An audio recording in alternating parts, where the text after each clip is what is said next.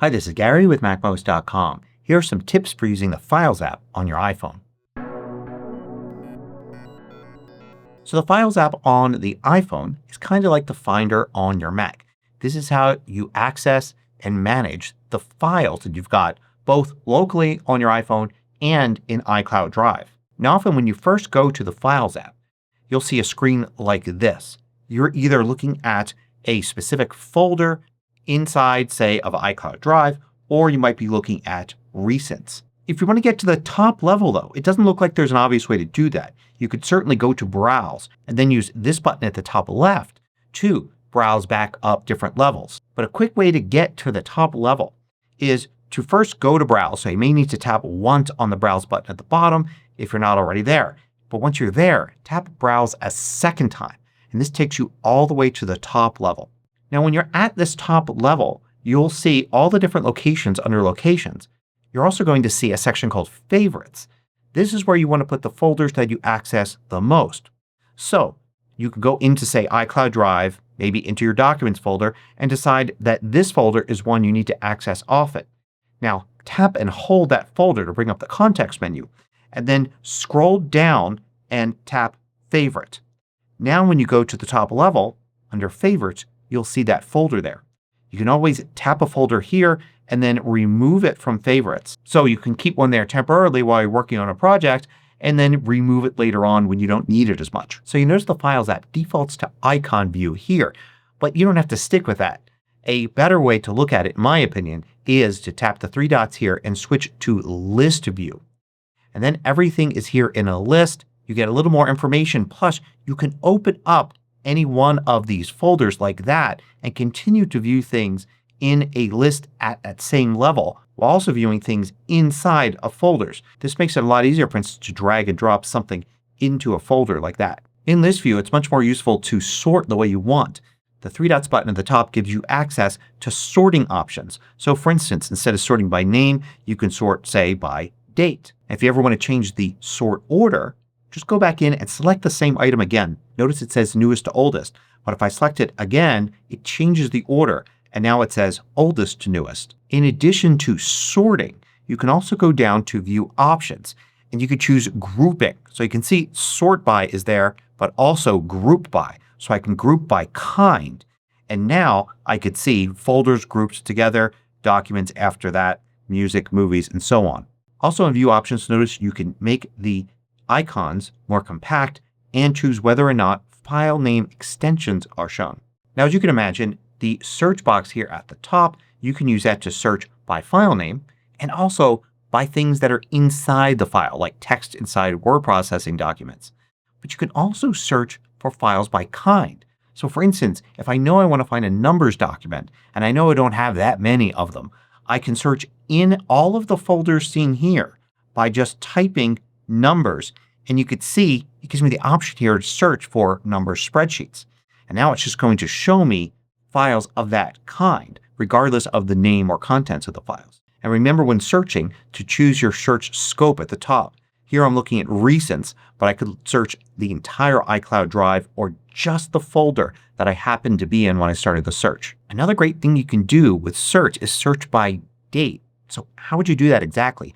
Well, you could type a specific date in. So for instance, I can look for something for April 1st and you can see it comes up with the date and I can select that and it'll show me those results. But I can also search by month. So for instance, I can search for April like this and you can see it'll give me the option to look at all the files in April. I could type the year as well and I can also use some other date related terms like for instance I can search for yesterday and find files from then. If you find these videos valuable, consider joining the more than 2,000 others that support MACMOST through Patreon. You get exclusive content, course discounts, and more. You can read about it at MACMOST.com/Patreon. Now you may be aware that with the last version of macOS we can now easily color and place an icon or symbol on folders. You could do the same thing in the Files app in iOS 26. So for instance, if I want to make, say, this folder look a little different, I can tap and hold it and then choose Customize Folder and Tags. I can then choose a tag and it will take on the color of that tag there. I can then also choose one of these symbols or tap emoji here and choose an emoji character to get it to look like that. And now you can see the folder stand out.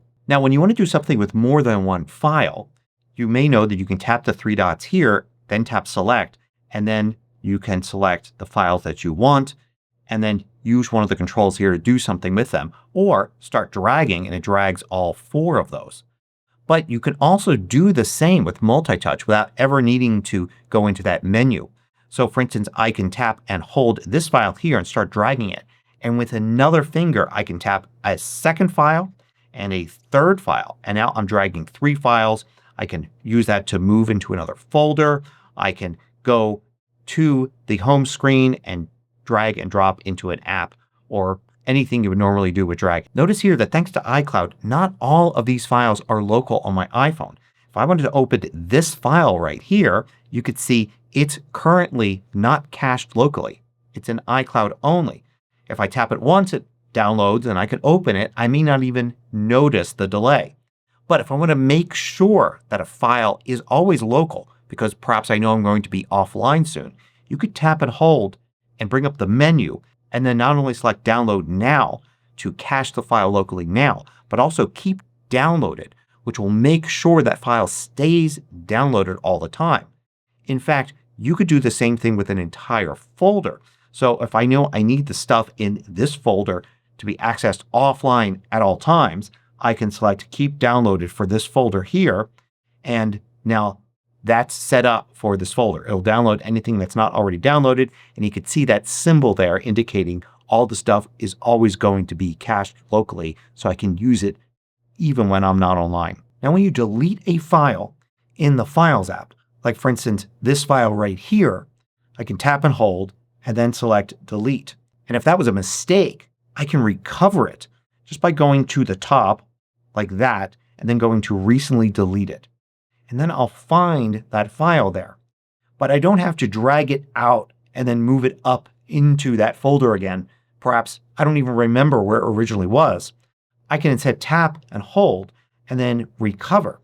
And what recover will do is it's going to place it back in the folder where it was originally located. So you can see it's back there. So it isn't just a safety net saving the file for 30 days in case you accidentally deleted something. It also remembers the original location. And if you need to delete things quickly, note that you have more options than tapping and holding and then selecting delete. You can also tap the three dots button and then select many files and then use the trash can icon there to delete all the ones that are selected. But in list view, and this is a good reason to use list view, you can also swipe right to left and you can see the delete button appears there. Continue swiping and it will delete without you needing to confirm, but swipe just a little bit and stop and now you can tap that button. But they will all end up with the files there and recently deleted in case it was a mistake. Now in addition to dragging and dropping to move things around from folder to folder in the Files app, there are a couple of ways to do it that are probably a little bit more straightforward.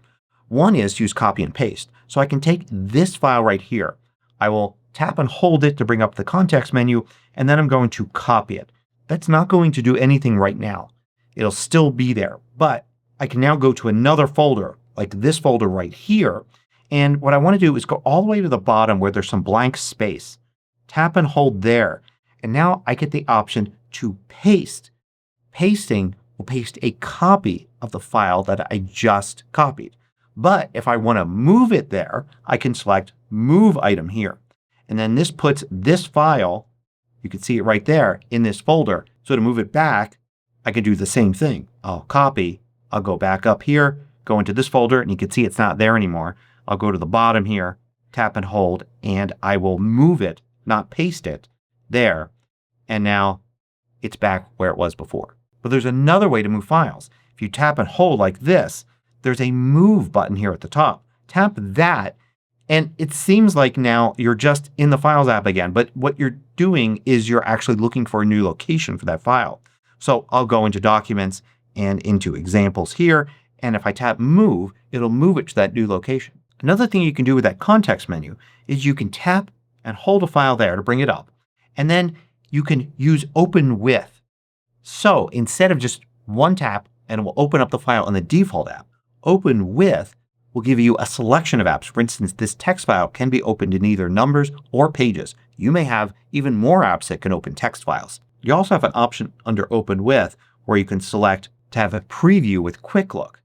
This will mean that instead of tapping the file and it will now open in the default app, it will actually go to Quick Look to allow you to preview it. You can tap the app at the bottom to then open it now that you've confirmed it's the right file. Here's a tip you can use even before you get into the Files app. If you tap and hold the Files icon, you can go straight to Search to start a search and straight to the top level of iCloud Drive or the top level of your local storage here. So for instance, if I select this one, it goes into the Files app but takes me right to the top level of iCloud Drive. And here's one last tip. You may have noticed that when I go to the top level of Browse, I see this symbol here. This is for Google Drive. And you may see that or others there like OneDrive and other cloud storage services. The reason I've got the Google Drive icon there is because I installed the Google Drive app, which gives iOS certain abilities to be able to access Google Drive. It wouldn't be there unless I had the Google Drive app installed. The same thing for OneDrive. You're not going to see OneDrive here unless you install the official OneDrive app from Microsoft.